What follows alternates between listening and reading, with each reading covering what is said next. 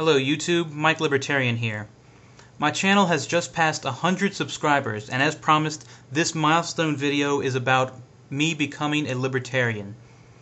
Like I said in my video about becoming an atheist, I was raised in a Catholic Republican family in southern Louisiana, a heavily Catholic, very conservative community in the Bible Belt of America.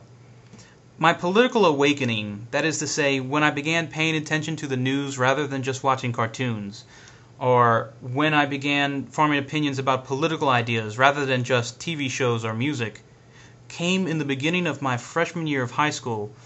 It was a Tuesday morning and I was in class at the private Catholic school I attended when I first heard of the terrorist attacks in New York and Washington, D.C. Over the following years, coupled with my fervent Christian faith, I became an adamant conservative. I supported both the invasions of Afghanistan and Iraq, in which we were fighting fundamentalist Muslims who had attacked us first, right? I was self-described pro-life, which means anti-abortion, anti-euthanasia, and silently favoring capital punishment. I believed that America was a Christian nation founded by exclusively Christian men with a tolerance for other religions, but overall based on a Judeo-Christian ethic. In short, I also believed in a free market, but wanted to regulate, or rather impose, my personal morality upon others, which I thought was essential to creating a stable society. I became politically active when I started college. I listened to Rush Limbaugh's radio show after class almost every day, and I agreed with him on almost everything. I joined the local chapter of College Republicans and was a paying member for several years. I've worked on several Republican election campaigns and even took a political activism seminar from the Leadership Institute, receiving instruction on how to run political campaigns from Morton Blackwell himself, the man who taught Karl Rove everything he knows. Now, I'm no architect myself, but I am more familiar than most people with the tricks that conservatives intend to use to try and win elections. But make no mistake, the Democrats have plenty of tricks up their own sleeves, and they intend to use them in their pursuit of power. Now, my change to libertarian thought came after my deconversion to atheism. I guess without dogmatic beliefs and a simplistic us good versus them evil view of the world, any support I had for the legislation of morality crumbled. I took a look at liberalism with an open mind, but found essentially the same thing, just a 180-degree turn from the conservatism I was leaving behind. Rather than believe in market freedoms and social regulations, they advocate social freedoms and market regulations.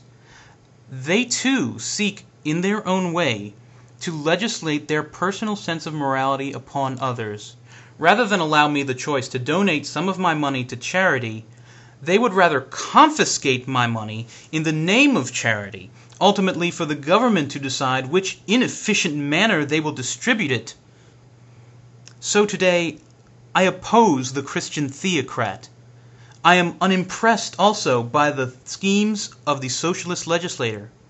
They both claim to be advocating what they claim is the key to a better society, a stable society. But in doing so, they create only false virtue, legislated virtue, virtue at the point of a gun. I am a libertarian because I believe free will, true free will, is the key to creating a better society from what we have today. My vision of a utopia is a stateless society in which individuals exercise their liberty without desiring to impose upon the liberty of others or having their liberty imposed upon themselves. That being said, I am also aware that this world we live in is far from perfect. For the time being, and in all likelihood that time will extend long after my death, I must be a minarchist, for I accept grudgingly that some form of state is currently necessary to provide as its primary purpose a wall to protect the liberty of each and every individual from the misguided will of others who would impose, unjustly so, upon that liberty. To conclude, this is my political opinion. I am by no means the knower of all things, Nor do I claim perfect understanding, especially not in all things. But from what I've seen of history, of the free societies who flourished in their time, of the most repressive societies that could not stand the test of time, I feel my advocacy for liberty and voluntarism is vindicated.